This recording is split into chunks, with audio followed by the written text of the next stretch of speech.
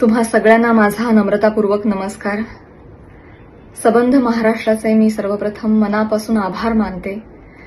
पत्रकार परिषद घेतल्या क्षणापासून ते आतापर्यंत मी आणि माझ्या कुटुंबियांनी शेकडो phone calls, messages, social media tags receive केले.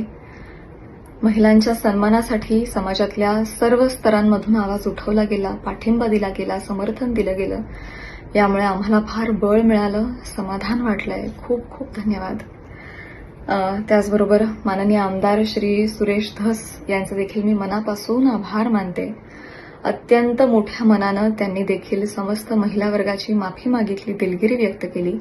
दादा खूप धन्यवाद. असं करून तुम्ही छत्रपती शिवाजी महाराजांच्या विचारांचे पाईक आहात हे दाखवून दिलं. छत्रपतींची भूमिका महिलांच्या सन्मानासाठी किती कठोर होती हे आपण सगळे जाणतो आणि ही छत्रपतींची भूमी आहे आणि त्यांचे विचार इथे पुढे चालवले जातील हेच तुम्ही या कृतीतून दाखवून दिलंय. धन्यवाद. याचबरोबर मी महाराष्ट्राचे मुख्यमंत्री माननीय श्री देवेंद्रजी फडणवीस यांचे देखील मनापासून आभार मानते. त्यांनी आज जातीनं लक्ष घातलं आणि अत्यंत निगुतीनं, संवेदनशीलतेनं हा विषय पुढे नेला, मार्गी लावला. मनापासून धन्यवाद. त्याचबरोबर महाराष्ट्र महिला आयोग आणि आयोगाच्या अध्यक्षा माननीय रुपालीताई चाकणकर यांचे देखील मनापासून आभार. त्यांनी देखील त्वरित यावर कारवाई केली. माध्यमांचेही मनापासून आभार की त्यांनी हा विषय हाताळताना संवेदनशीलता दाखवली. खूप खूप धन्यवाद. गेल्या 2 दिवसांपासून आणखी 2 मुद्दे फार चर्चिले गेले. मी त्याबद्दलही या निमित्तानं बोलू इच्छिते. मी पत्रकार परिषदेतही म्हटलं होतं की धस साहेब बोलले त्यामुळे आज मला पत्रकार परिषद घ्यावी लागली. ते नसते बोलले तर आज मी तुमच्यासमोर नसते. त्यामुळे कुठलंही आंदोलन, कुठलाही मोर्चा, कुठलीही मोहीम त्याला डिस्ट्रॅक्ट करण्याचा माझा हेतू नव्हता. माझ्या मार्फत कोणा दुसऱ्याचाही हा हेतू नव्हता. हे इथे मी नमूद करू इच्छिते, जाहीर करू इच्छिते, क्लिअर करू इच्छिते. आणि खरोखरीच धस सर बोलले नसते तर आज मला हे सगळं करायची काही गरजच पडली नसती. त्यामुळे कोणीही त्यातून कुठलाही गैरअर्थ काढू नये. आणि अर्थातच संतोषदादा देशमुख यांच्या बाबतीत जे काही घडलं ते बघून सबंध महाराष्ट्र हळहळला, आम्ही देखील हळहळलो. ती देखील घटना अतिशय निंदनीय आहे आणि त्यांच्या कुटुंबियांबरोबर आमच्या सहवेदना आहेतच.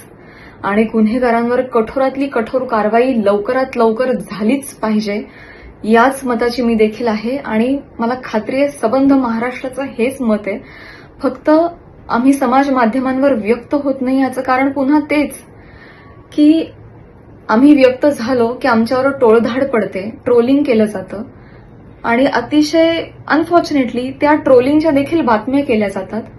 आणि आम्हा कलाकारांचं जे काम आहे ते सगळं सामाजिक प्रतिमेशी निगडीत आहे. त्यामुळे आम्हाला मर्यादा येतात. कलाकारांनी वैतागून हतबल होऊन समाज माध्यमांवर अशा गोष्टींबाबत व्यक्त होणं बंद केलंय.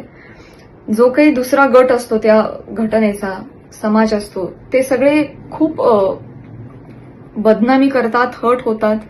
म्हणून हल्ली कलाकार व्यक्त होत नाही. पण मी तुम्हाला खात्री देते जर खरोखरच जर कमेंट सेक्शन जरी बंद झाल्या ना, त्याच्यावरच्या ट्रोलिंग जरी थांबवलं गेलं, बंदच झालं की कोणी मतच व्यक्त करायचं नाही त्याच्यावर, तर बघा सगळे कलाकार आणि कलाकारच काय समाजातले सगळेच स्तर मैदानात उतरतील आणि तुमच्या समर्थनार्थ येतील आणि सगळ्यांच्या समर्थनार्थ येतील. फक्त आता सोशल मीडिया आणि युट्यूब चॅनल्स हे मोकाट सुटलेत. त्यांना कुठल्याही नियमाअंतर्गत बसवता येत नाही. अभिव्यक्ती स्वातंत्र्याच्या नावाखाली मोकाट येत ते. अर्थात मी मुख्यमंत्री साहेबांकडे ही देखील विनंती केलेली आहे की याच्यात काहीतरी नियमावली असावी. ते देखील मला म्हणाले की केंद्र सरकारपासून सगळेजण याबाबत विचार करतायत आणि काहीतरी मार्ग काढायचा प्रयत्न करतायत. कुठल्या तरी ज्युरिस्डिक्शन अंडर त्यांना त्यांच्यावर कारवाई करता येईल असा प्रयत्न आहे. आणि मला खात्री वाटते की माननीय मुख्यमंत्री साहेब या हत्या प्रकरणातील सगळ्या गुन्हेगारांवर कारवाई करतीलच आणि याही बाबतीत कठोर नियम आणतीलच. मला ही खात्री आहे. एवढ्या सगळ्या बाबींमधून मी फक्त एवढंच तुम्हाला सांगू इच्छिते की आमच्याही काही अडचणी आहेत. रिस्ट्रिक्शन्स आहेत हे तुम्ही समजून घ्या आणि आमच्या हेतूवर अजिबात किंतु परंतु प्रश्न उपस्थित करू नका असं नाहीये. कलाकार माणसं ही जास्ती संवेदनशील माणसं असतात, त्यामुळे आम्ही सगळेजण तुमच्या पाठीशी आहोतच. आणि जाता जाता आज मी इथे हेही नमूद करू इच्छिते की आमदार साहेबांनी माफी मागितल्यामुळे आता मी त्यांच्यावर कोणतीही कायदेशीर कारवाई करणार नाहीये, मी करू इच्छित नाही. आणि